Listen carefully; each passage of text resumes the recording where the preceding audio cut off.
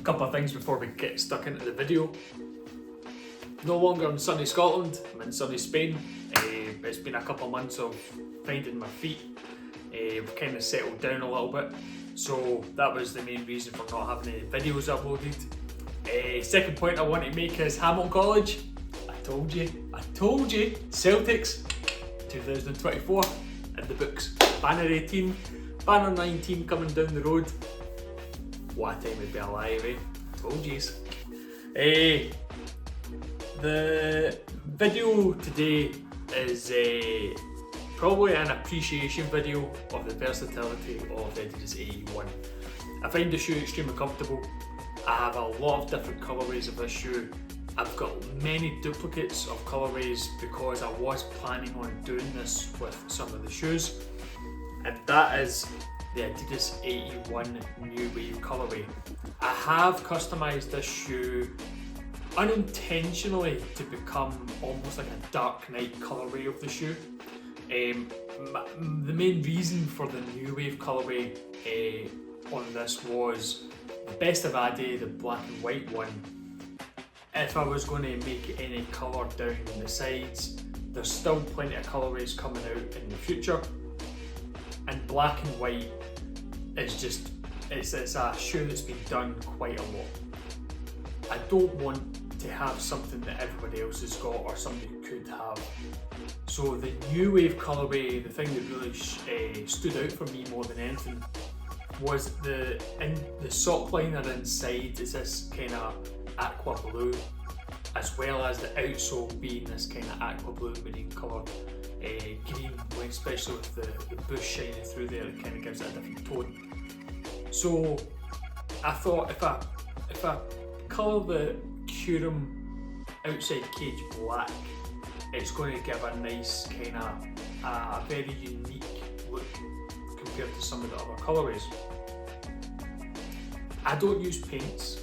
Any of the shoes I've customised in the past, which is just a hobby for me, it's few and far between, I don't do an awful lot.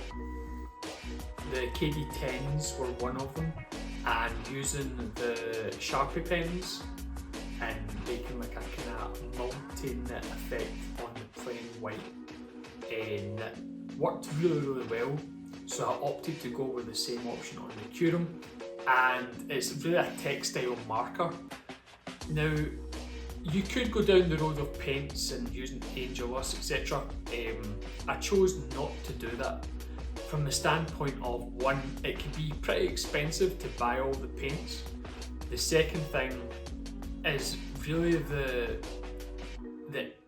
intricate parts of the shoe, because we have this kind of honeycomb cage. It just felt very much like a bit risky.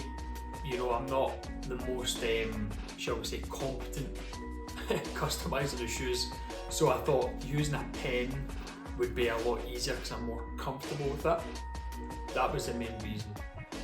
So, in a nutshell, I'm quite pleased with the shoe. You can let me know your comments down below what you think of this, how it's turned out. I'll get some close-ups and on-feet footage so you can have a proper look at it.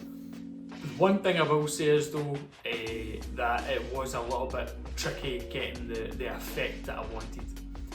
Overall, going in a kind of linear movements with the pen was relatively straightforward, but when the light hit it, you could clearly see its pen marks.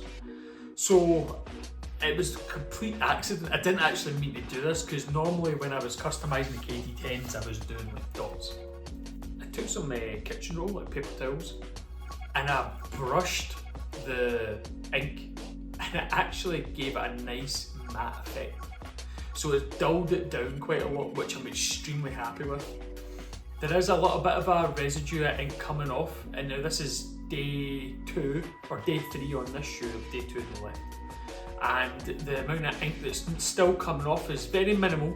However, I think I'm going to need to get a polyurethane, some sort of coating on there to kind of protect it.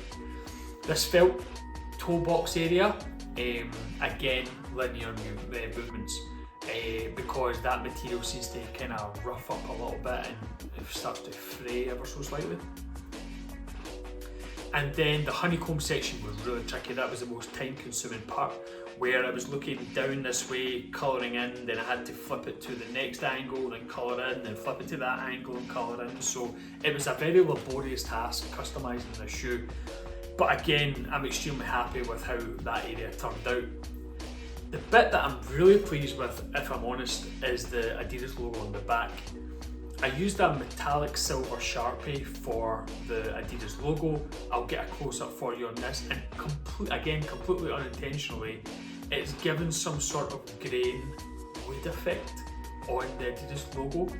I've also, on the side edges, I've darkened it with the black pen, and it's just made the Adidas logo pop out that little bit more.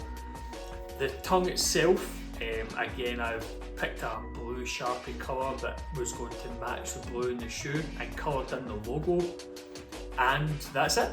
I mean, it didn't really take an awful lot of effort, if I'm honest. It was just a time consuming part. It's pretty much a, I mean, the Adidas AE1 was what, £110? I picked up some of these pairs on sale for about £80. Somebody, in fact no, they were actually £70 off at Foot Locker in the UK. So I had an extra pair lying around and I thought, yeah, let's go for it. And the way this has turned out, on feet specifically, oh man, like, I'm so pleased with the result. Could it be better? Probably. But for myself, who hasn't really kind of customised shoes an awful lot, then I'm quite pleased with the results. This shoe itself, if you've not tried the Adidas AE1, I highly recommend it. It's extremely comfortable. It's got a light boost in there, which is a combination of boost and light strike. It's a very unique looking shoe, as you can see, but it has this material cage on the outside of the honeycomb. It's called Curum. It doesn't really crease here in the forefoot, so it kind of looks relatively new. Combine that with the shank plate in the bottom, it snaps it back to being flat.